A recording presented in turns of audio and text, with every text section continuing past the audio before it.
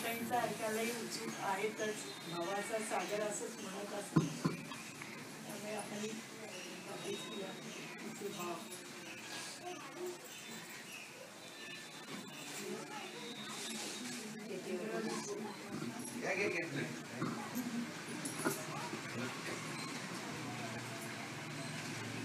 वंदे ते चरणारविंद.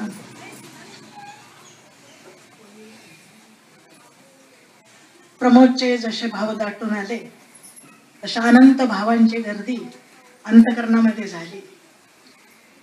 खरं तर जे नित्य सानिध्यात आहेत सगुण देहाने, त्यांच्या स्मृती, त्यांच्या आठवणी, त्यांच्या सांगण्याच्या शैलीतनं ते ऐकत असताना जो आनंद आपण आता अनुभवला तो कधीतरी बारामतीवरनं येऊन थोड्या वेळ तिथे थांबून दर्शन घेऊन प्रेम लुटता येईल एवढं लुटून परत माघारी जाणाऱ्या माझ्याही अंतकरणात आज इतक्या आठवणी झाकोळल्या की सकाळी बारामतीहून गाडी निघाली तेव्हा धुक्यातनं अरुण बिंब सूर्याचं वर येत होता. मनाच्या निरंजनात अनेक स्मृतीच्या ज्योती तेवत होत्या. आतला प्रमोद कुठेतरी वाढत होता, प्रकर्षाने वाढणारा की आज आपण तिथे चाललोय. कित्येक वर्षाने आज सगळ्या जुन्या लोकांना भेटतोय. काल किती गेला हे प्रत्येकाच्या चेहऱ्याकडे आणि शरीरयष्टीकडे पाहिल्यावर कळतंय की केवढा कालावधी हा मधला याच्यामध्ये गेला आणि मग विकास किती झाला. त्याचं कारण हे सगळे एकत्र येण्याचं आपल्या सर्वांच्या आवडत्या, सर्वांच्या प्रिय मातोश्री सरला सगळ्या आठवणी आतमध्ये जाग्या होत आहेत. त्यांना शब्दबद्ध कसं आणि किती करावं हे कळत नाही. पण प्रमोदने सुरुवात केली गाण्यातून त्यांच्या आठवणीची, म्हणून तसं एक गाणं कधीतरी रेडिओवर लागलं. गाण्यातलं मला कळत नाही, अभंगातलंही कळत नाही, पण गाण्यातलं तर काहीच कळत नाही. म्हणजे तो जे मगाशी सांगत होता की आमच्या वाट्याला सिंहावर बसलेल्या दुर्गादेवी उपदेश पांडे आल्या.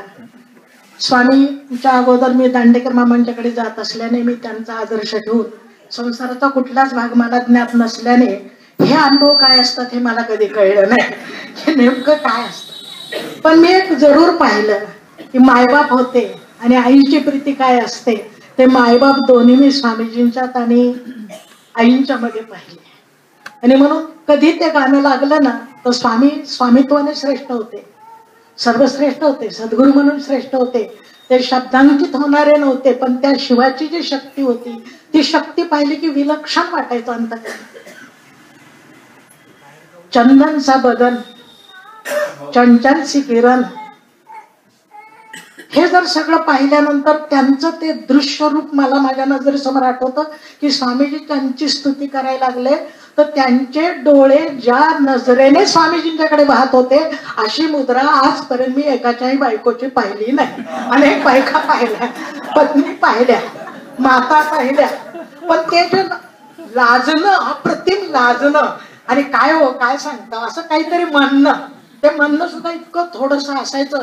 माझी थोडीशी बारामतीची भाषा, बारामती बोलताना घाबरते हल्ली, कुठलाही अर्थ घेत बसतात त्यांना सरळ जरी बोललं तरी. म्हणून मी थोडस विनम्रतेने आपल्याला सांगेन की तुम्ही त्यातला माझा भाव फक्त समजून घ्या. ते जे रूप माझ्या नजरेत कोरून राहिले किसी औरों को शायद कम मुझे तेरी बहुत जरूरत है. बाकीच्यांचं मला माहित नाही, पण आईंची मला खूप खूप असं एक सख्य, आणि ते सख्य अनेकांच्या जीवनात पाहिलं. जसं प्रमोदच्या जीवनात मी आता पाहिलं, इथं पाहिलं म्हणून नव्हे, पण पंढरीला गेल्यानंतर पांडुरंगाची पूजा जेव्हा निरंजनाला आणि प्रमोदला करता आली आणि युग्य 28 उभा असणारे त्या सावळ्या पांडुरंगाच्या आतली शिवशक्ती मायापर्यंत मध्ये कशी नांदत होती आणि त्याच्या कृपेने आपल्याला अनुभवता आली, त्यावेळी त्यांच्या डोळ्यातले भाव बघायचे. मला तिथे आईसाहेब दिसले, तिथे स्वामीजी दिसले.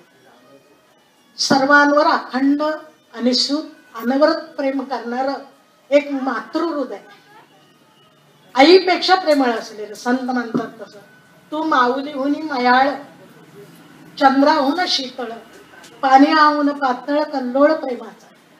काय नव्हतं आईंच्या मध्ये? पतीच्या मनाला अनुसरून पतीच्या मता अनुसरून पतिव्रता. यांना सांगणं सोपं आहे की त्या दुर्गादेवी उपदेश पांडे, पण आईसाहेब अशा होत्या कारण स्वामीजी तसे होते. आता हे जर स्वामीजींसारखे झाले तर त्या सुद्धा आईसाहेबांसारख्या होऊ शकतील कदाचित, सांगता येत नाही. पण स्वामित्वांगे नाही किती अवघड आहे. आणि सरलाताईंसारखं समरस होणारं जीवन. मला अजूनही आठवतं, सुरुवातीच्या काही काळ मी विद्यापीठात PhD करताना येत असायचे. स्वामीजी घरातनं बाहेर निघाले त्याच्या अगोदर चपला घालून आईसाहेब तयार असायचे. बारामतीला कधी आला ना तर पुण्याच्या अनामिक बंधनाच्या मध्ये अडकलेला त्यांचा श्वास थोडासा मोकळा व्हायचा. मला माहित नसायचं ते बंधन, पण त्या खुल्या व्हायच्या थोड्याशा. आणि बंधनापेक्षा त्यांचं खुलं होणं मला जास्त आवडत होतं. आणि ज्या सहजतेने, तशा भाभीजी पंजाबी आहेत, रीतिरिवाज पंजाबी आहेत त्यांचे, पण त्यांच्याशी सुखसंवाद साधायचा. समोरची व्यक्ती ही भिन्न आहे असं आईसाहेबांना कधीही वाटलं नाही. तो जे देहांतरण म्हणायचा त्यात मिसळून जायच्या. सोल्यू, सात्विक, शुभ्र, साजर, सालस, नावाप्रमाणे सरळ असलेलं तरीही रुजू आणि सारं जगातलं सौंदर्य ज्या भगिनींच्या मध्ये, ज्या स्त्रीमध्ये अवतरलं होतं, जी शक्ती शिवाची शक्ती बनून कार्य करीत होती. इथे असणाऱ्या प्रत्येक मुलींच्या, मुलांच्या सुखदुःखाची जिला जाणीव होती. स्वामीजी संसारात असून संसारी संन्यासी मी झालो असे होते, पण त्यांची शक्ती मात्र तिला किती महिने झाले हे कळत असायचं. तिला काय खाऊ द्यावं हे कळत असायचं. ती जशी काय, मला आश्चर्य वाटायचं. म्हणजे एक साधुत्वाची शक्ती जगाच्या पातळीवर येऊन हा सुद्धा विचार करते आणि तिच्या कुठल्याही न समजणाऱ्या सुद्धा एखाद्या आचाराला सदाचार समजून तिच्यावर प्रेम करत राहते. योगिनी सारख्यांना सांभाळते, आमच्या सारख्यांच्यावर सुद्धा प्रेम करते. म्हणजे आम्ही दिसत नाही म्हणून तुम्हाला, योगिनी इथे राहत होत्या म्हणून तुम्हाला माहिती आहे, पण योगिनीपेक्षा अधिक योगिनी आम्ही होतो, तरी आमच्यावर आईंनी प्रेम केलं. कसं असेल हे प्रेम? सहज वाटलं. इथे बसणाऱ्या प्रत्येकाचा हा अनुभव आहे की माझ्या वाट्याला ते प्रेम आले. बारामतीच्या केंद्रात त्या दोघांचा संयुक्त असा सुंदर बसलेला शांत पण मोठा प्रेमळ फोटो. आणि तिथं आईंच्याकडे बघितलं तरी ते आपल्याकडे बघतात, स्वामीजींच्याकडे बघितलं तरी ते आपल्याकडे बघतात नुसत्या पाहतात असं नाही, त्या बोलतात देखील. हा अनुभव आहे तिथल्या लोकांचा. कारण स्वामीजींनी त्यांच्या म्हणजे आतल्या जिथं साधना करतात त्यांची जिथं पलंग आहे, ज्याच्या अजून आईसाहेब सुद्धा हाताने पाय चुरत होत्या. विलक्षण तुमचा तो भाव आहे, कुठंतरी हृदयाला असा भेदून गेला एकदम अंतकरणामध्ये. असा आत जाऊन खोल तीर एखादा बसतो ना, तसा तो भाव राहिला. किती जणांच्या जवळ तो भाव असेल? ते म्हणाले त्याच्या डोळ्यातले अश्रू हे भाव नाही, ते प्रतीक आहे. ते यायला सुद्धा भाग्य लागतं डोळ्यात अश्रू. कोरड्या समुद्रात खडक वर येतात, मछली वर येते, आणखी काही पाहिजे तर इतर वर येतं, पण भावाचे अश्रू येतात. हे भाव दाखवणार आहे. तरी देखील आईसाहेबांनी स्वामीजींना केलेलं समर्पण, एका पत्नीचं पतीला असणारं समर्पण, त्यांच्या कार्याला असणारं समर्पण, पती कार्यरत असताना आईसाहेबांनी मुलांना घडवलं. आणि प्रत्येक मुलगा म्हणजे संतती हे आगळी वेगळी झाली. त्या प्रत्येकाचं कार्य वेगळं झालं. नाही तर बऱ्याच महापुरुषांच्या जीवनात महापुरुष कार्य करतात, पण त्यांच्या संततीमध्ये अत्यंत वेगळा भाव आढळतो. याचं कारण त्यात असणारी शक्ती तितकी कार्यरत नसते. आणि ही स्वामीजींची शक्ती, दो ओठी एक गोठी, दो डोळी एक दृष्टी, दो दांडी एक श्रुती, दो फुली एक धृती, असं एक विलक्षण ऐकत्व, शिवशक्तीचे विलक्षण ऐक्य. जे त्यांना करता येत नव्हतं ते आई करत होत्या. करणं शक्य नव्हतं. म्हणजे मठाच्या सगळ्या वाचनामध्ये सुंदर सांगितलं होतं, आई होत्या म्हणून मी भगिनींना जवळ करू शकलो. भगिनींच्या विषयी, स्त्रियांच्या विषयी कारुण्य भाव स्वामीजींचा स्थायी भाव होता. म्हणजे कितीही तो आणण्याचा आव आणणारी लोक सुद्धा भगिनींना समता देताना सिंहावर बसून उपदेश पांडेच म्हणतात ना, कोणी त्यांना वेगळं म्हणत नाही.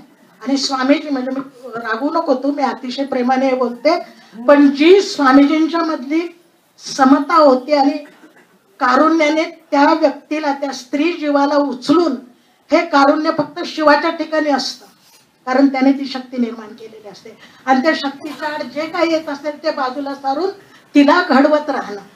म्हणून स्वामीजींचा जो आपला संप्रदाय या ठिकाणी वाढला, त्यात कित्येक कार्य करणाऱ्या भगिनी होत्या की ज्यांनी संपूर्ण जीवन आपापलं त्या त्या कार्याकरता समर्पित केलं. त्यातलं पहिलं समर्पण, सर्वश्रेष्ठ समर्पण किंबहुना स्वामींनीच आपलं वेगळं मोहिनी राजासारखं शिव आणि शक्ती एकाच रूपात, मगाची सुंदर उपमा दिली, लोपामुद्रा. आपल्याला त्यांच्यात लोप करून, पण तेच कार्य ज्यांनी पुढे चालवलं त्यांच्या जाण्यानंतर 24 वर्ष बऱ्याच जुन्या आठवणी प्रमोदच्या बोलण्याने जाग्या झाल्या. जाणार होती, घटना होती आणि तरी देखील बसलेला आघात एवढा विलक्षण होता की ते हृदय कसं सावरावं हे कळत नव्हतं. आणि आम्ही आलो बारामतीहून गुरुपौर्णिमेला, आम्हाला तर ते कळलं पण नव्हतं आणि आम्ही या मागच्या दारातून आत आलो होतो. इथे या समोरच्या अंगणामध्ये सगळ्यांचे चेहरे वेगळे दिसत होते गुरुपौर्णिमेला. आणि आम्ही पूजेला, कारण आदल्या रात्री फोन केला होता, या ना म्हणजे उद्या गुरुपौर्णिमेला या. त्या ऐकल्यावर जी अवस्था झाली होती ना, ती आईच्या जवळ गेल्यानंतर, आईंना पाहिल्यानंतर बदलली. त्याच्या सहजतेने त्यांच्या तिथे बसून रामनामाचं जप करत होत्या आणि आपलं दुःख फार थोडं, फार छोटं, फार लहान, सर्वस्व स्वामींना मानतो. बालपणापासून ज्यांच्या सहवासात सतत सावली सारख्या ज्या राहिल्या, एक क्षणालाही त्यांना बाजूला केलं नव्हतं. किंबहुना प्रमोदने जसं सांगितलं तसं आईंना जर नंतर विचारलं असतं तर जसं उद्धव गेले गोकुळामध्ये आणि सांगायला लागले त्या गोपींना, कृष्ण इथनं गेले, तसं समजू नका, तर ते म्हणले गेलेत कुठे, आहेत ना, तुला गेलं असं वाटतंय, आम्हाला ते आहेतच. ते आहे परमपुरुष, तो आहे, ते शिव आहे. किंबहुना त्याची मी शक्ती तिथे नंतर या सैरवैर झालेल्या माझ्या लेकरांना सांभाळण्यासाठी नंतर कितीतरी वर्ष त्या कार्य करीत राहिल्या. स्वामीजींच्या नंतर गेल्या नाहीत, आजही आहेत. आणि या वास्तूचं भाग्य असं आहे की पुन्हा इथे एकदा शब्दांची सुरेख रंगावली त्यांच्या पुढे काढली. त्यांच्या आठवणींच्या सुद्धा काहींच्या मुखातनं बरसल्या. मलयाचा अनिल यावा तसं त्या स्मृतींचा गंध अंतकरणात आला आणि पुन्हा जाईसारख्या कोमल असणाऱ्या आईसाहेब, मोगऱ्यासारख्या सुगंधी असणाऱ्या आईसाहेब, वैजयंतीप्रमाणे स्वामीजींच्या सदैव हृदयी विराजमान असणाऱ्या आईसाहेब, रामकृष्ण गेल्यानंतर शारदा माता जशा सगळ्या रामकृष्णांच्या शिष्यांना जवळ घेऊन सांभाळत होत्या, अशा शारदा माता असणाऱ्या आईसाहेब, एखाद्या गंगेप्रमाणे अनुसूत वाहत जाणारे जीवन, फेडीत पापताप पोखित तिरीचे पाद प्रत्येक मुलीला जवळ करणाऱ्या, आज जयंती, ती जयंती या वास्तूत साजरी होते, कारण या वास्तूचं भाग्य आहे. स्वामीजींनी नाईसाहेबांनी प्रमोदला निरंजनाला अजून सोडलं नाही आणि तो म्हणाला बोलायची वेळ मिळाली तर परत बोलू, त्याचं एक करेक्शन करणार आहे. तो म्हणाला मी तिथं वाचत होतो ना, अर्थ वाचत होता. खोटं बोलला खरं, तो प्रवचनच करत होता तिथं. आताच प्रवचन ऐकून तर मला ते निश्चितच वाटलं की अगदी प्रवचनच होतं ते. असंच त्या दोन शिवशक्तीच्या लीला सांगणारं, प्रत्यक्ष पाहणारं असं जे व्यक्तिमत्व आहे ते प्रमोदचं आहे. आपण कधीतरी प्रतिभाताई माहेरी आलो तर बघणार, ते बारामतीला माहेर म्हणत होते ना, आम्ही इथे माहेर समजायचो. मला त्यांच्या त्या नात्याचा अर्थ कधीच उमगला नाही, समजला, कळला पण नाही. पण आज तेवढेच भाव माझ्या अंतरी दाटून येतात. म्हणून ज्यांनी प्रत्यक्ष पाहिलं, ज्यांनी जाताना निरंजनाला सांगितलं की तू सरला त्यांच्यावर राहशील का ग, मला सांगा, तुम्ही एफडी कराल, तुम्ही सोय कराल, पण एक जिवंत व्यक्तिमत्व त्यांच्याशी समरस होणार साधकाचं तुम्ही देऊ शकाल का आपल्या पत्नीला? आणि एक नाही, दोन नाही, इथे असणाऱ्या नाही, बाहेरगावी असणाऱ्या आमच्यासारखे असंख्य. म्हणजे रामकृष्ण शारदा मात्यांना म्हणाले होते, लौकिक संसार आपण करणार नाही. स्वामीजींचं भाग्य लौकिक संसारही सुखाचा झाला, फुलला, फळला. मग अशी आरतीला छोटी छोटी नातवंडन, त्याचं आईंना किती कौतुक असायचं की ज्या लौकिकने आता इथे अभंग म्हटला, तो लौकिक अगदी छोटा तिकडे कुठेतरी गीत स्पर्धेत तो पहिला आला होता. आणि ते इथं आम्ही त्या मोबाईलच्या क्लिप मध्ये पाहतो. लहान असणारा लौकिक, इतकं समृद्ध नातवंड, समृद्ध मुली, समृद्ध मुलगा, आणि विशेष म्हणजे कशाची अपेक्षा नसणाऱ्या, जशा सरलते होत्या तसं त्यांचं कुटुंब सारं.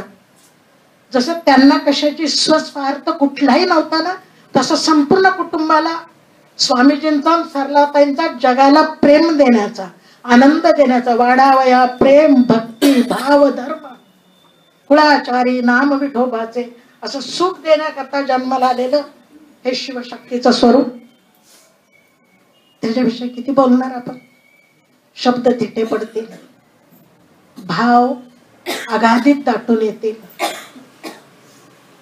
जे बोललो ते त्यांच्या कृपेचं वैभव, जे सांगितलं एक सुंदर तुकाराम महाराजांचा अभंग आहे. आज आपण सगळेच इथे बसलो आहोत आणि हा भाव आस्वादतो आहोत, यासाठी जगद्गुरु तुकाराम महाराजांच्या अभंगात सांगते, आजीचे हे मज तुम्ही कृपादान, आजीचे हे मज तुम्ही कृपादान, केलेसे जतन माये बापा. माये बापा तुम्ही दिलेलं कृपादान आम्हाला आजपर्यंत जितकं जतन करता आलं ना, तुमच्या कृपेने जतन केलं. आली मुखा वाटा अमृत वचने, उत्तीर्णता येणे नो हे जन्म. स्वामीजी शब्दात बोलले, वैखरीने, ऐसर स्पर्शातनं बोलल्या, दृष्टीतनं बोलल्या. त्यांचं पाहणं प्रवचन असायचं. तासाचं प्रवचन काम करणार नाही तेवढे क्षणाची दृष्टी. मला कळत नाही की आईंनी तो अभंग ताराला का म्हणायला सांगितला. तो कटाक्ष मजवर फेका असं काहीतरी त्यात आहे.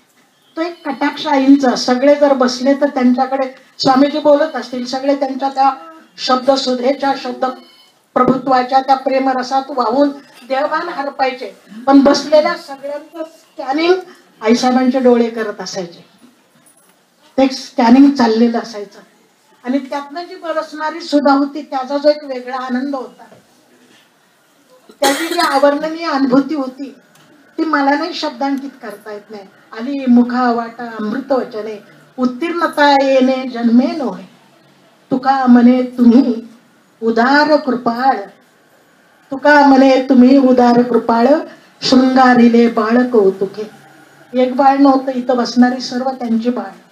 आणि प्रत्येक बाळाला माहित आहे की आपल्याला आईने किती शृंगारलंय, आईसाहेबांनी प्रत्येकाला किती प्रेम दिलंय आणि किती आपल्याला शृंगारलंय. आपला शृंगार मघाच्या पार्वती दर्पणापेक्षा आपल्या मनाच्या दर्पणात हृदयाच्या साक्षीने आपणच पाहायचं की मला त्या आईने किती सजवलं, किती कोडकौतुक केलं. मला सगळं सांगायला वेळ नाही, पण मगाशी जो विकास शब्द वापरला ती पुष्टी, तो आनंद, ती अखंडता, ते धारिष्ट्य, ते प्रेम, ते सांगणं, त्याचं कारण सांगते. 61व्या वर्षी स्वामीजींची 61 झाली. तीन पहिल्यांदा बोलले होते. अप्पासाहेब पंत होते आणि भागेश्वरच्या खोलीतला कार्यक्रम वर गेला, वरचा परत खाली आला आणि खाली बोलायला दिलं होतं.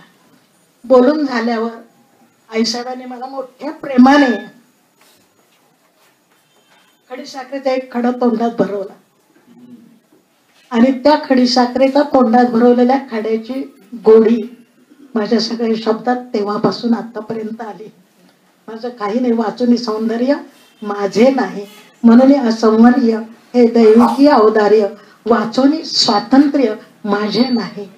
त्या मायबापांच्या चरणी समर्पित करते, जतन करण्याची सर्वांना स्मरण देते. आज आलो म्हणून संपलं नाही, गेल्यानंतरची पहिली जयंती, आपल्या प्रत्येकाच्या शेवटच्या श्वासापर्यंत ही जयंती कायम स्मरणात ठेवायची.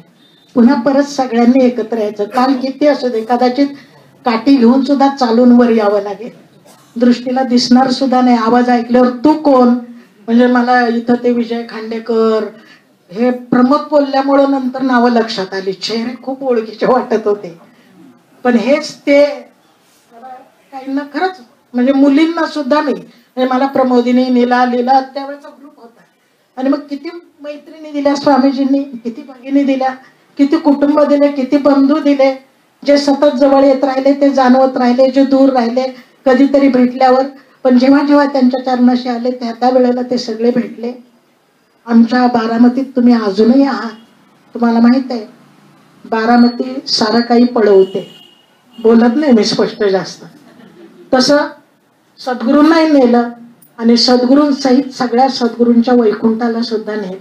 म्हणून स्वामीजी एक अभंग सांगायचे, तो शेवटी सांगते, म्हणजे बोलून दाखवते, फक्त अर्थ आपल्याला कळेल.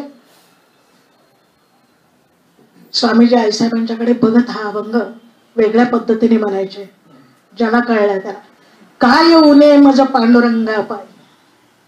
एक पैसा नसताना पुण्यासारख्या शहरात कोकबनवरनं येऊन इथे थांबून एवढं स्वतंत्र अध्यात्माचं वैभव उभा करणं ही सोपी गोष्ट नाहीये. आनंद वन भुवन निर्माण करताना काय कष्ट, किती त्रास, केवढ्या गोष्टी कराव्या लागतात ते त्यांनी केलं होतं. ते करताना त्यांचा जो भाव होता, काय उने मज पांडुरंगा पायी, रिद्धी सिद्धी ठाई ओळंग. अनिमा महिमा लगिमा प्राप्ती प्रकाम्य ईशत्व व्यशित्व अष्टमहासिद्धी ओळंगती दाय, रिद्धी सिद्धी ठाई ओळंगती. कोण पाहे सुखा नाशिवंताकडे.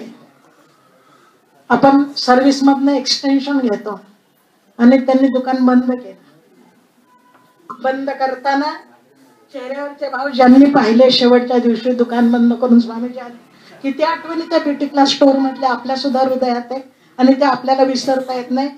ज्यांनी आठवणी दिल्या त्यांनी ते दुकान बंद करून जाताना कसं मागं पाहिलं असेल, कोण पाहे सुखा नाशवंताकडे, तृष्णेचे बापुडे नव्हे आम्ही. किती खजिना दिला. तर मला आठवते, एका खासदाराच्या पत्नीने आपले सगळे दागिने इथे काढून स्वामीजींच्या जवळ दिले होते. त्यांच्या भावाच्या भरात स्वामीजींनी सगळे बांधले एका ठिकाणी ठेवले होते. त्यांचे लोक विचारायला आल्यानंतर तसेच्या तसे त्यांना बोलवून सुपूर्त केले आणि सांभाळ पत्नीला म्हणाले. हे जे भगिनींना सांभाळायचं, स्त्रियांना सांभाळायचं, आजची तनिष्का नाही, त्यावेळची करुणा, संतांची करुणा जी त्यांच्यात. कोण पाहे सुखा विषय सुखाकडे, तृष्णेचे बापुडे नोहे आम्ही. स्वर्ग सुख आम्ही केली पावटणी, पाप पुण्य दोन्ही ओलांडणे. हे स्वामीजींचं रूप. आणि शेवटी स्वामीजी तुकाराम महाराज जसे सांगतात तसे होते. तुका म्हणे घरा आणले वैकुंठ. वैकुंठ वर ठेवलं नाही, घरी आणलं. म्हणून या सदाशिव पेठेतल्या सुखद आठवणी भागेश्वर निवास मधल्या आणि माया अपार्टमेंट मधल्या, मला नाही वाटत कोरीव लेणी वेरूळ मध्ये, आपल्या हृदयाच्या डोंगरामध्ये ती कोरीव लेणी चिरंतन कोरलेली. आयुष्याच्या शेवटच्या क्षणी चालता आलं नाही, बोलता आलं नाही, तर बसल्या जागी ते तू माझे एकुलपणाचे खाजे, अशा त्या आठवणी आपल्या अंतकरणात चिरंतन राहतील. तुका म्हणे घरा आणले वैकुंठ, वसवली पेठ वैष्णवांची. सगळे वैष्णव बनवले, सगळे ध्यानी बनवले, सगळे परमार्थ मार्गातले बनवले. ते देताना आईंनी त्यांना जी साथ दिली, ती शब्दातीत साथ. स्वामीजींना विषय बोलते तेच आईंविषयी बोलते. मौन गा तुझे राशीना. आईबद्दल बोलायचं असतं का आईला बिलगायचं असतं, आणि किती मोठं झालं तरी त्या मांडीवर झोपायचं असतं, किती मोठं झालं तरी तिच्याशी हट्ट धरायचा असतो. आणि हे सारे हट्ट पुरवणारी ती आई होती. त्या आईचं स्मरण, तुमच्या माझ्या सगळ्या मातेचं स्मरण प्रातिनिधिक म्हणून मी करते. आणि माझी शब्दपुष्प आपल्या सर्वांच्या साक्षीने तुमच्याच रूपात नटलेल्या, इतके दिवस मी म्हणायचे सद्गुरूंच्याकडे, आता मी असं म्हणते माझ्या सद्गुरू माये बाप स्वरूपाच्या ठिकाणी समर्पित करते. एक जय जयकार त्या करता. अखंड सौभाग्यवती नाना गुण संपन्न. आम्ही बारामती जो जय जयकार करतो, अखंड सौभाग्यवती सकल गुण संपन्ना मातोश्री सल्लानंद महाराज की जय.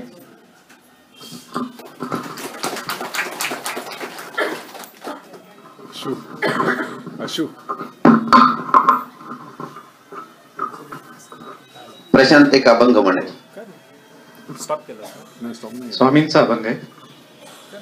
आनंदात न्हालो न्हालो, आनंदात न्हालो, आनंदात न्हालो न्हालो, आनंदात न्हालो.